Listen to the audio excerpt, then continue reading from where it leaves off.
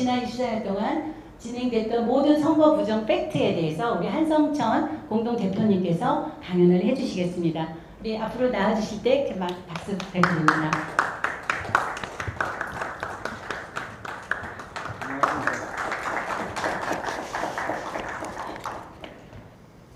선거 부정 팩트, 사실 선거 사실입니다.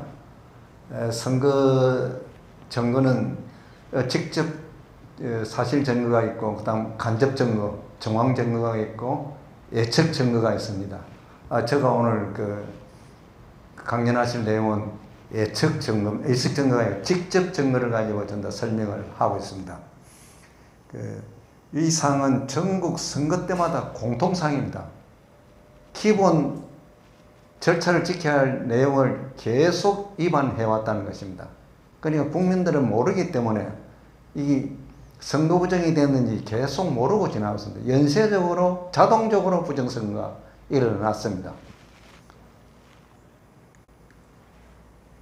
전자개표기 불법 사용 위반, 이 좌측에 있는 이것은 전자개표기 한 세트입니다. 세트고 옆에 있는 건 전자개표기를 실제 사용하는 모습을 지금 사진이 나와 있습니다.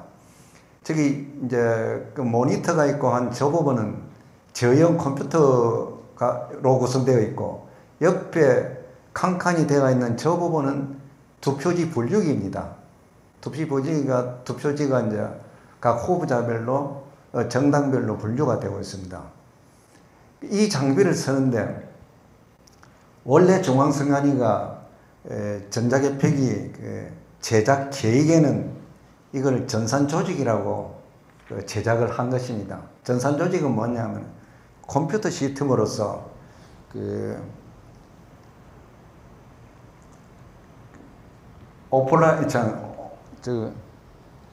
소프트웨어, 하드웨어로 구성된 이 부분이 오른쪽에 있는 모니터 부분에 저형 컴퓨터 안에 있는 운영 프로그램이 소프트웨어고요. 그 운영 프로그램 외에 투표지 분류기는 하드웨어입니다. 그래서 이것은 전산조직으로 관리하고 있고, 조달청 공개 입찰 자료에도 전산조직으로 관리를 하고 있었고, 중앙선관위가 각종 공문으로 국민들 계도할 적에도 전산조직으로 자랑을 하고 계도를 했습니다. 그리고 국회에 보고를 할 적에도 전산조직을 사용했다고 보고를 하고, 예산 신청할 적에 좀 예산을 많이 협조해달라는 그런 공문도 보낸 적이 있습니다. 그리고 이 전자개표기를 개발한 중앙선관위 전 사무총장 임자순 씨가 법무부에 논문을 제출한 내용을 봐도 전산조직으로 사용했다고 명확하게 주장을 했습니다.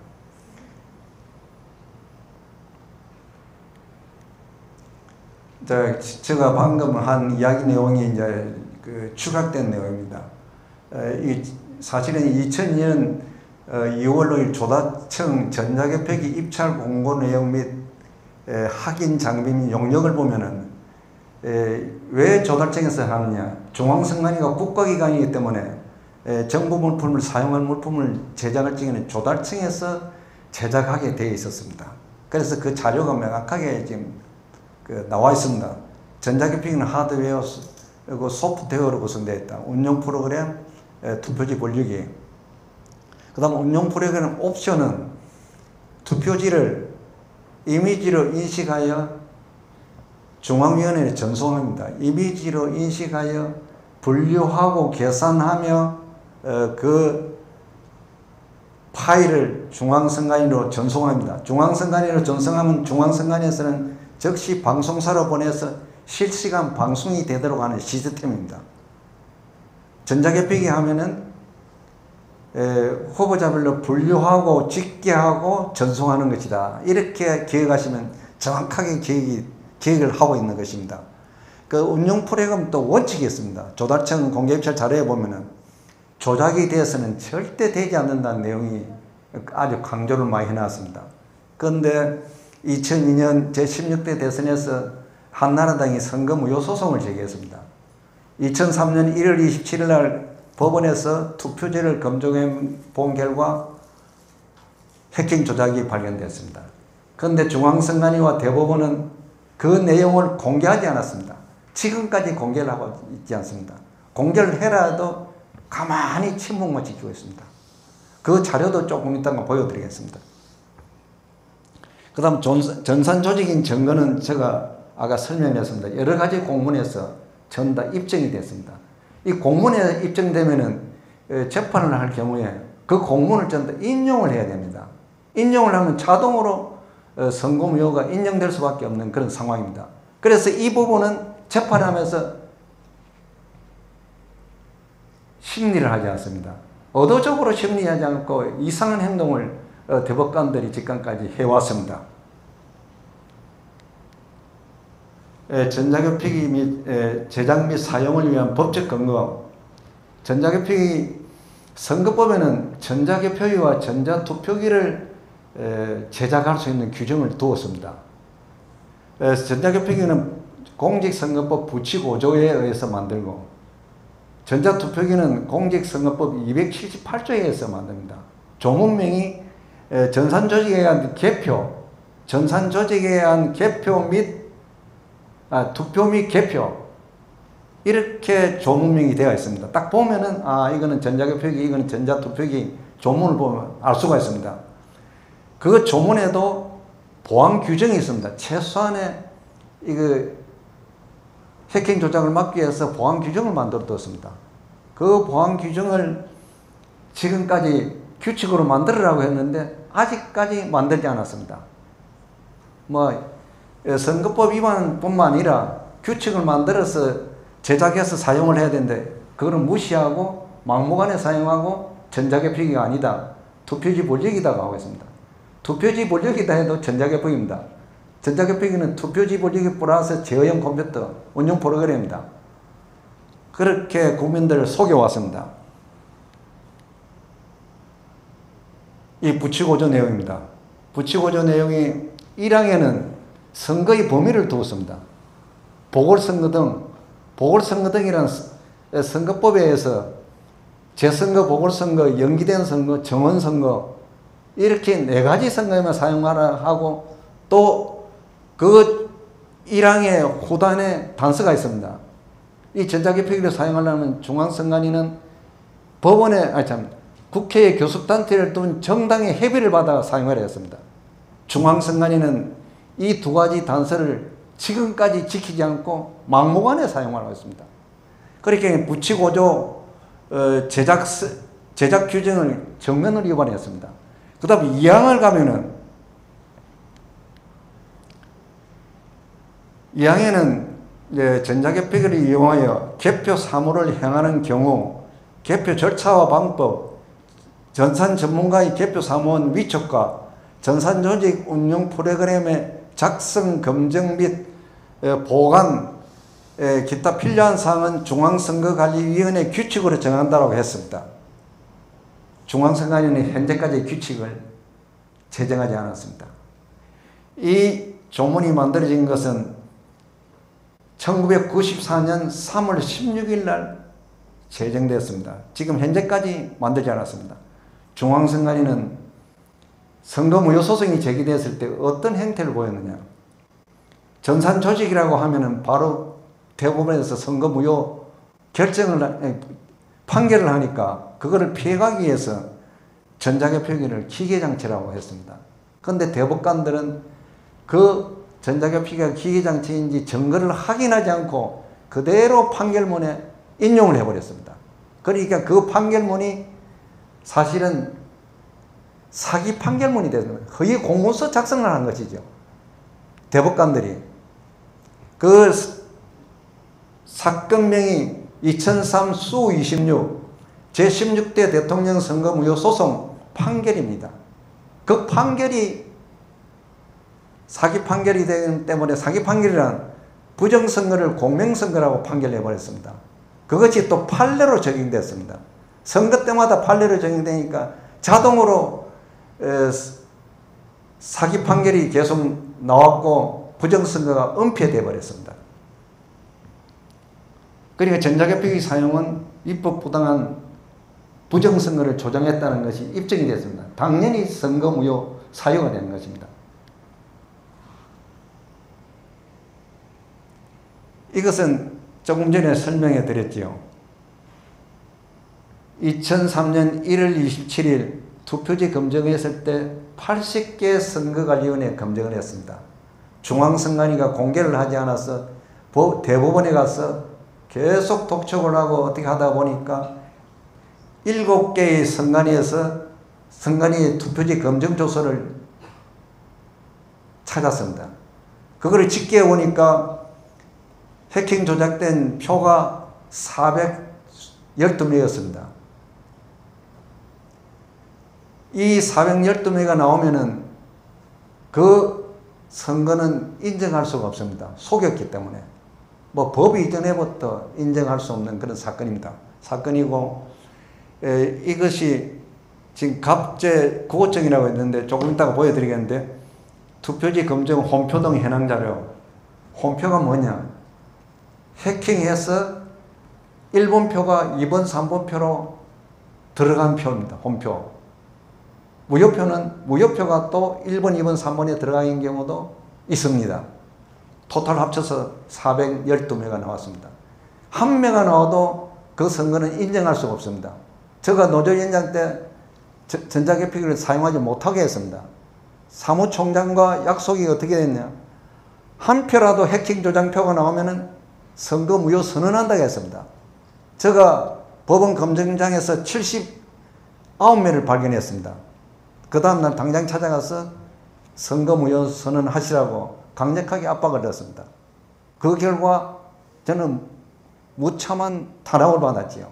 나중에는 파면 조치를 당하는 그런 경우를 당했습니다. 소결은 아까 설명한 대로 그대로입니다. 공직선거법 적법 절차를 위반했기 때문에 당연히 선거무효로 확인됐던 것이다.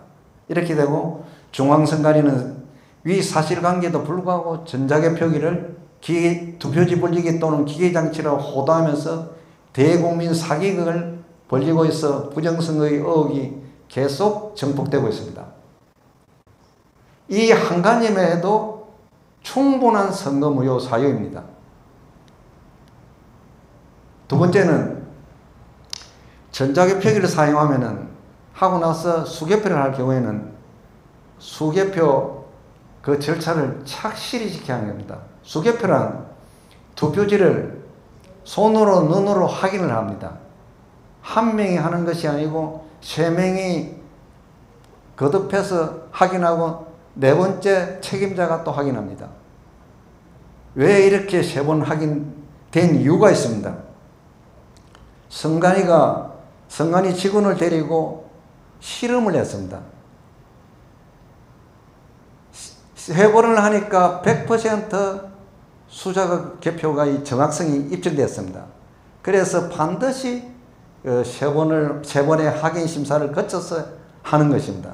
그런데 중앙선관위가 전자개표기를 도입하고 나서 이것을 형식적으로 했습니다. 사실상 수자가 개표를 하지 않았습니다. 수자가 개표를 하지 않으면 그 선거는 또 무효입니다. 수자가 개표는 반드시 해야 됩니다. 전자개표기는 사용하지 않아도 됩니다. 보조로, 더 정확성을 기하기 위해서 보조로 사용하는 장비입니다.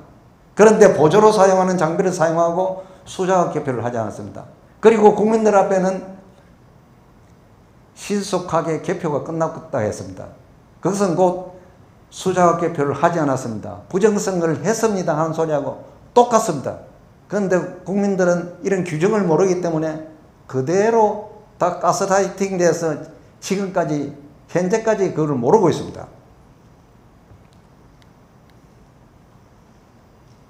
그리고 중앙선관위 자기들 자신이 이실적고를 합니다. 공문으로 수자가 개표를 하지 않았다. 언제까지 하느냐? 2023년 12월 16일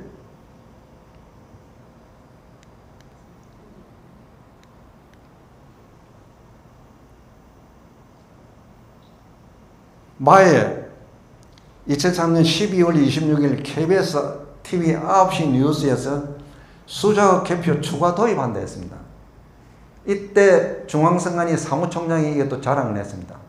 중앙선관위에서 자료를 줬습니다. KBS에 자신있게 보도를 했습니다. 저 말은 뭐냐면 수자가 개표를 하지 않았다는 것입니다.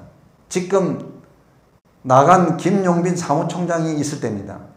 그 김용빈 사무총장이 선거법을 전혀 모르고 있다는 것이 저때 입증이 되었습니다. 그 증거는 23년 12월 26일 KBS TV 9시 뉴스를 지금이라도 돌려보시면 확인할 수가 있습니다. 그래서 제가 2024년 4월 10일 선거 때 남양주시 선관위 개표장에 참 가봤습니다. 수자가 개표를 하고 있지 않았습니다. 그리고 6.3 대선도 대동소이합니다. 하지 않았습니다.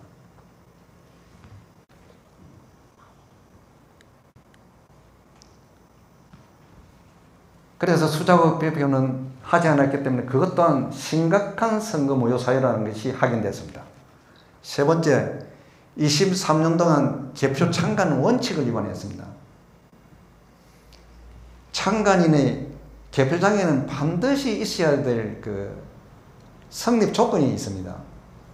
선거관리위원회 위원이 있어야 하고, 그 다음에 개표 참관인이 있어야 하고, 개표 사무원이 있어야 하고, 투표지가 있어야 됩니다. 4개 중에 하나라도 빠지면 그 개표 결과는 무효입니다. 그런데 개표 참관은 뭐냐? 참관인이 축구 시합에서 주장과 같습니다. 심판. 그 심판과 같은 사람을 잘 선거법을 숙지시켜서 투표지를 확인할 수 있게끔 개표 관리를 해야 되는데 선관위는 참관인을 그렇게 관리하지 않고 방치해버렸습니다. 이게 뭐냐면은 참관인은 모든 투표지를 최소한 2개 정당 이상이 확인을 해줘야 됩니다. 같이 확인해 주도록 이렇게 개표 참관 관리를 해야 됩니다. 그게 저 뭐냐? 개표장에는 개표반이 있습니다. 줄이 쭉쭉 되어 있는 반이 있습니다. 반별로 참관인을 각 정당별로 배치를 해서 같이 계엄정거로부터 위원장 공표까지 확인을 하셔야 됩니다. 그 확인을 해야만이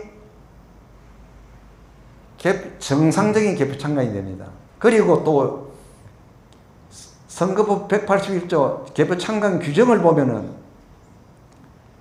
정당별로 6인 이내 참관하도록 했습니다. 그런데 6인 이내 참관을 하고 개표장의 개표 반수는 서울의 경우는 통상 20개 반을 운영하고 있습니다. 그러면은 6개 참관인이 투입되고 나면 14개 개표반은 참관인이 없습니다. 참관인이 없는 상태에서 개표 관리를 하고 있습니다. 참관 확인해 주는 과정도 방치를 해놓고 개표 참관인 수가 절대적으로 모자라도록 되어 있고, 이것이 방금 제가 설명한 내용입니다. 이거 개표장이 있습니다. 여기 이번에 6.3 대선 때 관악구 선거관리위원회 개표장입니다. 이래 보시면 가까운 쪽에 앞쪽은 계엄점검문입니다. 투표함을 열어가지고 투표지를 한쪽 방향으로 가지런하게 정리를 해서 바구니에 담는 과정입니다. 그 두 번째는 개표기 원정모입니다. 개표기 가지런하게 정리된 투표지를 개표기에 넣어서 분류 계산합니다. 그 결과는 개표 상황표로 출력이 됩니다. 그리고 그것을 그 다음 부서 심사집계부로 넘어갑니다. 심사집계부는 수자극 개표를 하는 곳입니다. 그 수자극 개표를 하는데 분류된 표도 한 장 한 장 또 확인 심사를 해야 되고, 분류되지 못한 표도 또 분류하고 확인 심사를 해서 분류를 최종 직계표를 만듭니다. 그리고 그것이 끝나고 나면은 뒤에 가로로 쫑대가 있는 위원검열석으로 투표지를 보내면 위원들은 그 투표지를 개수 확인 그리고 분류가 바로 됐는지 확인을 합니다. 쭉 위원들 다 거쳐서 맨 우쪽에 앉아있는 저 위원장이 또 최종 확인을 합니다. 확인해서 공표를 합니다. 이 과정이 공표를 하고 나면은 법원에서 재판했을 경우 결정하는 내용하고 똑같습니다. 결정이 되고 나면은 번복하기가 힘듭니다. 그 개표가 종료되기 전까지는 확인 신청을 해서 번복을 할 수 있는데 개표가 완전히 종료되고 나면은 결정한 것은 그 다음부터는 고칠 수가 없습니다. 선거 무효 소송으로 고칠 수밖에 없습니다.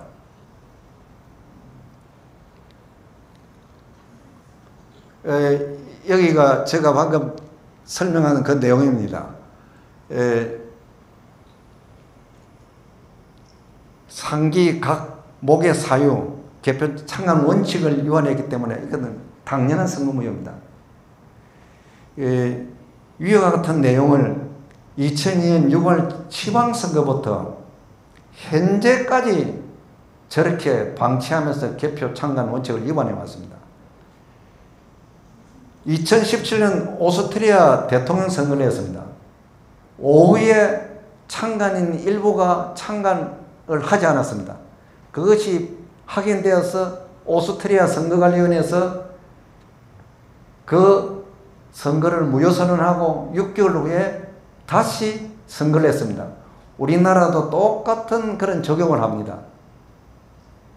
우리나라는 선거 무효 소송 자체를 대법원에서 모든 것을 위반하면서 왔습니다. 왔기 때문에 저런 결정이 나지 않았습니다.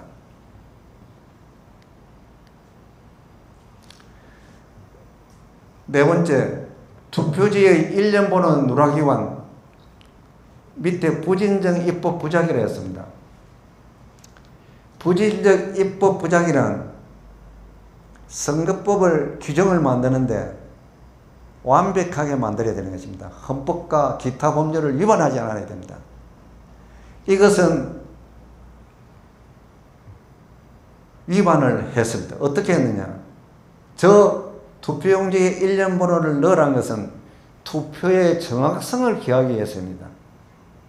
만약에 선거 무효 소송으로 분쟁이 생겼을 때 명확하게 확인하기 위해서 번호지를 넣었습니다. 어떻게 해야 되겠습니까? 지금 현재 투표지는 번호를 한 곳에만 넣었습니다. 저것을 선거인이 투표하러 가면은 신분을 확인하고 투표지 교부할 적에는 저걸 떼어서 번호지함에 넣고 번호가 없는 투표용지를 받습니다. 기표를 하고 투표함에 넣고 퇴장을 하면은 그 투표함은 개표장으로 갑니다. 개표장으로 가서 분류되고 확인됩니다. 그 개표장에서부터 위험에 노출되는 것입니다. 왜냐? 저 번호가 3군데 정도 들어있으면 위험하지 않습니다. 한 장은 번호지함에 들어가고 한 장은 투표지에 붙어있고 한 장은 선거인이 가져가고 이렇게 되면 분쟁이 생겼을 경우에 선거인이 언제든지 열람할 수 있도록 해놓으면 선거관리위원회에서는 투표지를 바꿔치기 할 수 없습니다. 법원 보존 신청할 적에도 바꿔치기 할 수가 없습니다.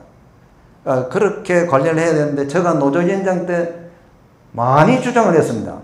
왜 주장을 했냐? 선거가 끝나고 나면은 여당 야당이 와서 투표지 바꿔치기 했다, 투표함 바꿔치기 했다, 막무가내 저희들한테 항의를 하기 때문에 그렇게 제가 강력하게 요구를 했지만은 중앙선관위 사무총장은 노조위원장은 선거 관리 못하도록 하는 사람이라고 이렇게 하면서 강력하게 투쟁하고 싸운 적이 있습니다. 여기 보시면은 방금 설명한 내용이 감옥은 그 취지는 아까 정확성을 담보하기 위해서입니다. 이것도 남옥도 방금 설명을 했습니다. 그 다음 선진 외국에 의해 제가 독일 교민을 알게 되었습니다. 이 부정선거를 이야기하다가 1년 번호에 대해서 말이 나왔는데 독일 교민이 그때 알려주고 투표지를 지금 제가 잃어버렸는데 독일 투표지에는 번호가 3군데 들어있었어요. 독일에도 엄청나게 부정선거 때문에 많은 문제가 생겼던 모양이에요. 3군데에서가 독일에는 그 이후로 투표지에 대해서 국민들이 의심하는 경우가 없답니다. 왜 우리가 이렇게 해야 되죠? 더 완벽하게 하려면 자기가 기표한 투표지를 휴대폰으로 촬영하게 해야 됩니다. 그러면 휴대폰으로 촬영한 그 영상과 자기가 받은 투표지 일련 번호지 그거를 가지고 와서 선관위에 가지고 와서 내 투표지 확인해 봅시다. 그러면 선거관리에서 투표지를 언제든지 바꿔치기 하겠습니까? 불가능한 그런 제도를 구축해 놔야 되는데 선관위는 길을 막고 저렇게 고소를 하고 있습니다.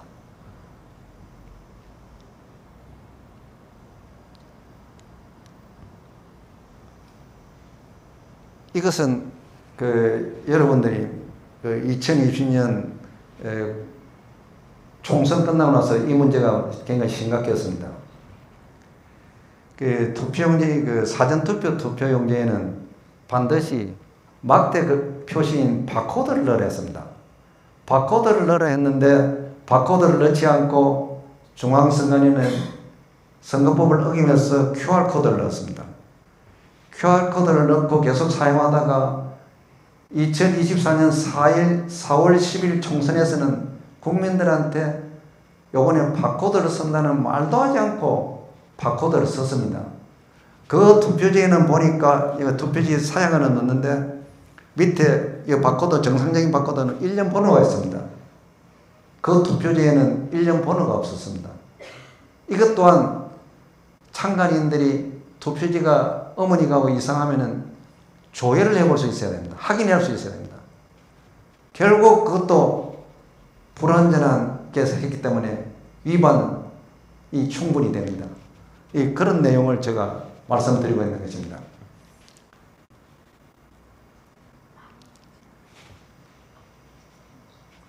이제 요건 6번 사전투표관리관과 투표관리관 4인 날인 권리침해 위반. 선거법에는 사전투표관리관과 선거일 투표관리관에게 자신의 도장을, 투표용지에 자신의 도장을 찍게 했습니다. 즉 자신의 사인을 날인하게 했습니다. 그 취지는 투표의 정확성을 기하게 했습니다.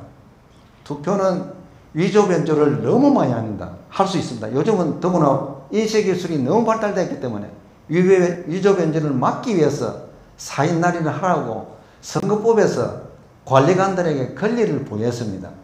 그런데 선관위는 권리를 침해하면서 선거일날 사전투표, 관리관에게는 고무인을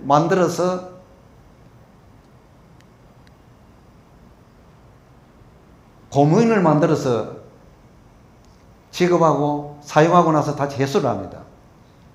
그 다음 사전투표관리관은 자동으로 인쇄 날인되게 나오게끔 했습니다. 그래서 사전투표관리관의 권리를 침해했다. 이것 또한 심각한 위반입니다. 그리고 더구나 사전투표관리관 그 사인 날인을 인쇄 가름하는 행위는 선거법의 규칙, 그것은 규칙으로 인쇄 날인하게 했는데 규칙 제정 위반입니다. 이래저래 위반이 되어 있습니다. 그런 관련해서 지난 대선 하기 전에 어떻게 했습니까? 중앙선관위 사무총장이 선거법을 좀 개정해달라. 사인 날인 하게끔 어처구니 없는 국회에 요구를 했습니다. 그리고 그거 되지 않았지요. 요거는 제가 방금 설명하는 그 내용들입니다. 사전투표 관리관을 권리 침해하면서 투표 관리하는 것은 선거법 위반이고 여러 가지 위반이다. 선거 무효 사유가 된다는 것을 설명했습니다. 사전투표 제도 행정 편의주의와 공정성 충돌. 사전투표 규정은 제가 선관위 오래 근무하면서 노조위원장하면서 많은 정보를 알고 있기 때문에 그런 내용으로 사전투표 규정을 이렇게 보면은 사전투표는 부정선거를 하도록 문을 열어놓고 관리했습니다.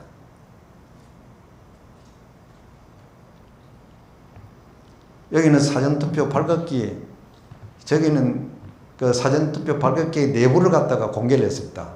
이거 행정법원에서 저거를 그 확인을 한 모양인데 했습니다.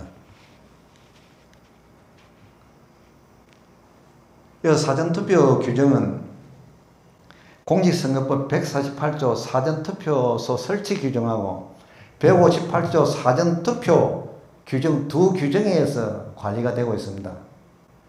148조는 설치 규정인데 사전투표소에서는 사전투표 용지 발급기가 있습니다. 그 발급기에 대한 보안 규정이 없습니다. 저 발급기는 어떻게 보면 최신식 전산조직입니다. 왜 보안 규정을 해둬야 되냐? 해커가 언제든지 들락날락할 수 있습니다. 보안 규정이 전혀 없습니다. 전자개표기와 전자투표기는 최소한의 보안 규정이 있습니다. 그래서 그 두 규정하고 같이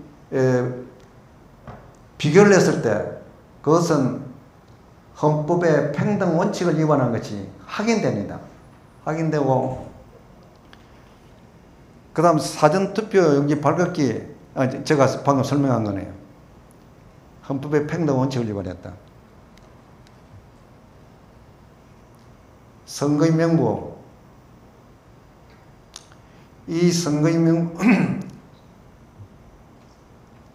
요거는 이 면은 선거인 명부가 서례기장에서 나왔다는 것입니다.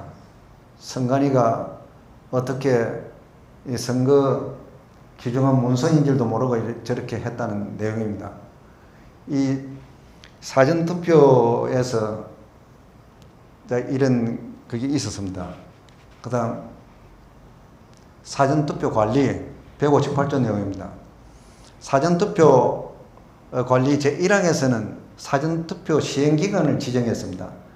선거일 전 5일 전부터 이틀 동안 한다는 내용이고, 2항은 신분증을 본인이 이미 확인되고 나면은 전자적 이미지 형태로 투표용지를 교부받아 투표를 하는 것입니다. 투표를 하고 나중에 선관위에 보관이 되고 개표하는 날 개표장에 가서 확인이 됩니다.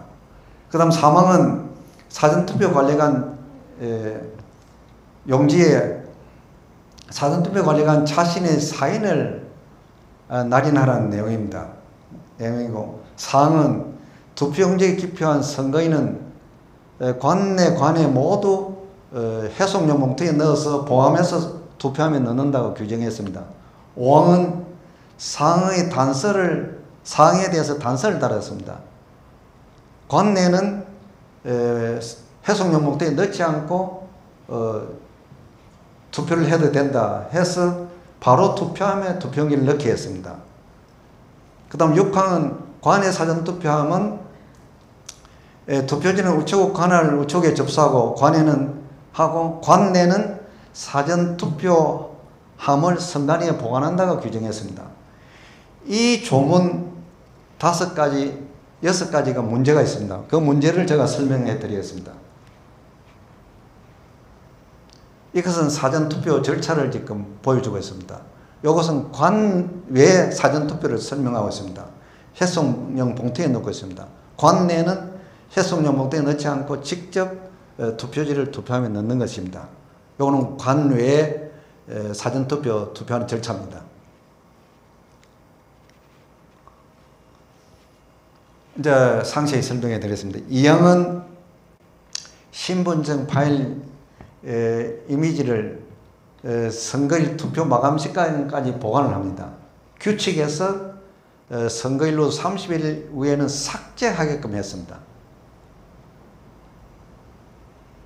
이 내용은 선거일날 선거하는 사람들은 선거인 명부에 자기 이름에 서명을 하고 투표지를 받습니다. 그 선거인 명부는 임기중까지 보관을 합니다. 왜 보관을 하겠습니까? 선거 소송 등에 확인할 적에 철저히 사용합니다. 그런데 사전투표는 30일 후에 이미지 파일, 신분증 이미지 파일을 삭제해버리니까 선거 무효 소송이 제기되면은 그 선거인을 확인할 수가 없습니다. 확인 불능 상태를 만들어놨습니다. 이게 뭐냐? 중국인들이 투표를 해도 30일 후에 삭제하기 때문에 확인할 방법이 없습니다. 그 단 선거 무효 소송이 제기되면 이건 확인할 수가 있습니다. 대법원에서 인용 결정이 나면은 그 이미지 파일을 다 확인할 수가 있습니다. 저희들이 이번에 선거 무효 소송에서 이 부분 확인 신청을 했습니다. 만약에 인용이 되면 비용이 좀 많이 들 겁니다. 그때. 그 다음 사망해서 인신하려는 거, 사전투표 관리관 사인을 인신하려는 거. 이거는 조금 전에 제가 설명드렸지요. 사전투표 관리관의 권리를 침해한 것이다. 침해하면서 선거관리하면 위반이다는 거예요. 그런 내용을 제가 말씀드렸습니다. 그 다음 상과 왕의 관계. 상에서는 사전투표 관내나 관에 모두 해송용 봉투에 넣어서 투표함에 넣으라 했습니다. 사실은 상처럼 관리해서 투표함을 전부 다 보관 관리를 했으면은 국민들이 부정선거라고 많은 의혹을 가지지 않았을 것입니다. 왜냐? 해송용 봉투에 넣어서 투표함에 넣은 것은 투표가 끝나고 나서 투표지를 해송용 봉투를 확인할 수 있습니다. 확인하면 투표소가 확인됩니다. 투표소가 확인되어서 투표록에 기록이 돼서 저장이 되고 개표장을 가면은 많은 국민들이 의심을 하지 않습니다. 그런데 이상의 관내 사전투표함은 맨투표용지를 넣어서 확인조차 할 수 없게끔 해서 선관위에 보관하다가 개표장에서 개표를 합니다. 그러니까 CCTV도 여러 개 걸어서 그것을 공정성을 확보하면 그나마 의혹이 없을 것인데 CCTV도 형식적으로 하나씩 걸어놓고 하니까 국민들이 의심할 수밖에 없었다.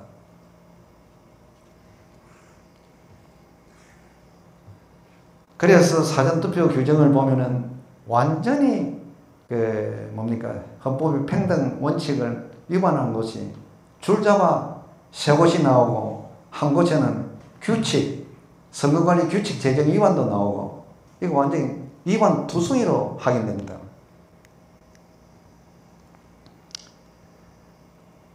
이 내용은 8번, 9번은 선거관리위원회가 선거법 위반하는 것이 아니고 민주당 아니면 후보자가 선거법 위반을 했어요.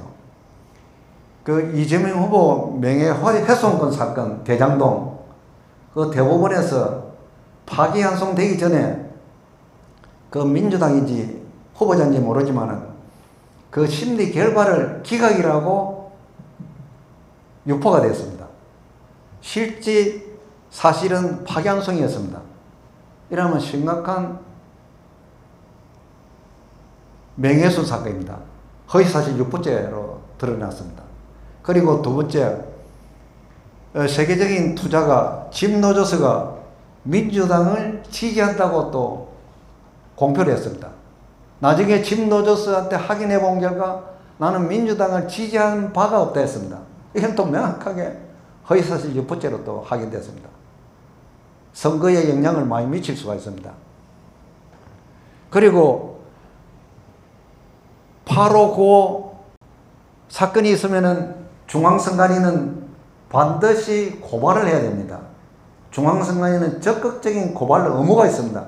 그걸 하지 않으면은 다시 국민들로부터 고발당할 수가 있습니다. 처분을 받습니다. 그런데 중앙선관위는 이 건에 대해서 고발했다고 지금까지 공포한 적이 없습니다. 제가 선거무효 소송을 제기하면서 이것도 확인을 할 겁니다. 확인을 해서 하지 않았으면 중앙선관위 상대로 많은 국민들이 또 고발을 해야 됩니다.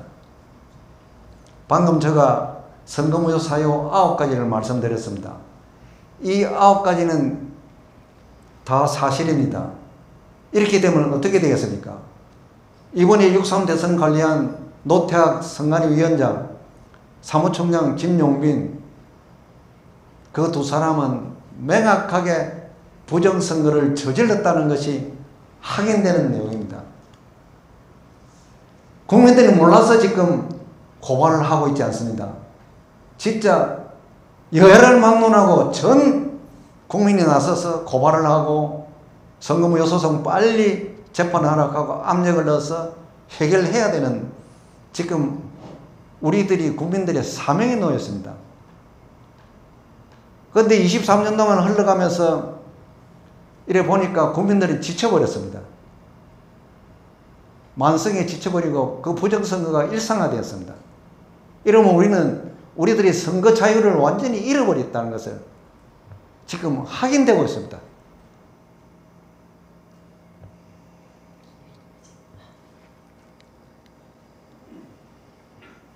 이제 결론을 제가 내리겠습니다.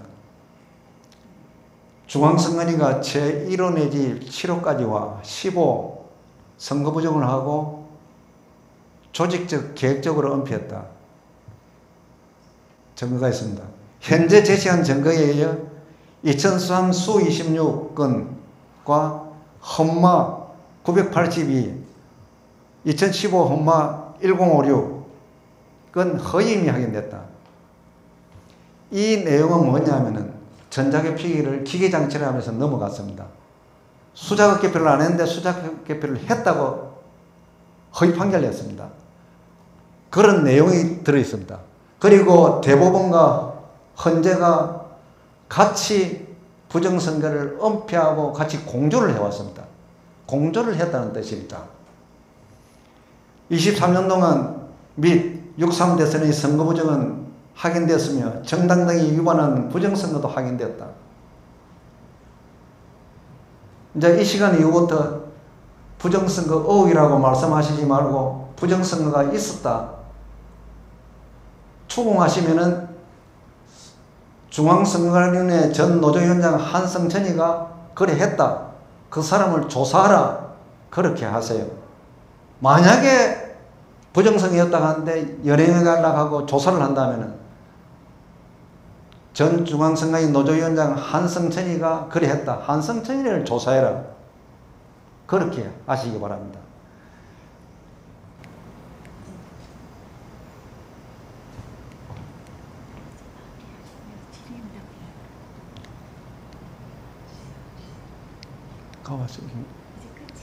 다 끝났습니다. 예, 이만 오늘 그 강의는 끝났고요. 제가 말씀을 드리겠습니다. 이 좋은 강당을 심화보 목사님이 빌려주셨습니다. 흔쾌히 빌려주시고 저한테 제가 기타 등등 발언하고 나면은 목사님들이 명함을 달랍니다. 특강을 한다면서. 그 저한테 명함을 가져가는 많은 목사님들은 겁이 나서 그랬는지 특강을 못했습니다. 그런데 심화원 목사님은 특강을 하도록 하고 더구나 이런 부정선언이 있어서는 되지 않는다고 하셨습니다. 이것은 뭐냐? 엄청 제일개혁가 지금 대한민국에서 헌법을 바로 세우는 교회가 되었습니다. 앞으로 온평 제일교회에서 강의를 할 경우가 많이 있을 것입니다. 오늘은 사람들이 적게 나오셨는데 다음부터는 독려를 하셔가지고 우리가 부정선거 내용 사실을 정확하게 알고 정확하게 알리면 힘도 많이 들이지 않고 고함지대고 사움도 필요 없이 세상을 바꿀 수가 있습니다. 저는 이 시간 이후부터는 이런 부정선거를 알리고 훈련하는 내용을 가지고 계속 강연을 많이 해드리겠습니다. 이상입니다. 고맙습니다. 감사합니다. 부정선거 팩트체크를 정확하게 해주신 우리 한성천 위원장님께 다시 한번 박수 보내주시기 바랍니다. 그리고 저희 한성천 위원장님하고 여기 뒤에 첫 화면 좀 띄워주시겠어요? 우리 김진건 대표님하고 두 분 이 앞으로 나와주시기 바랍니다. 여기 뒤에 좀 띄워주세요.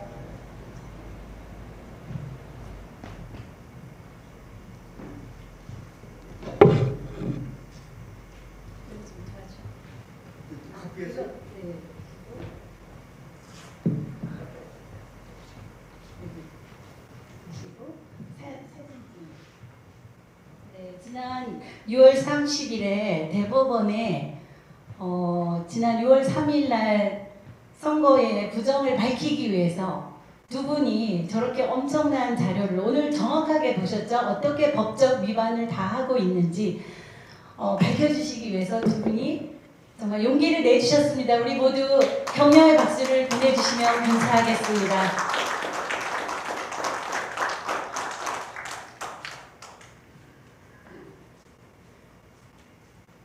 네.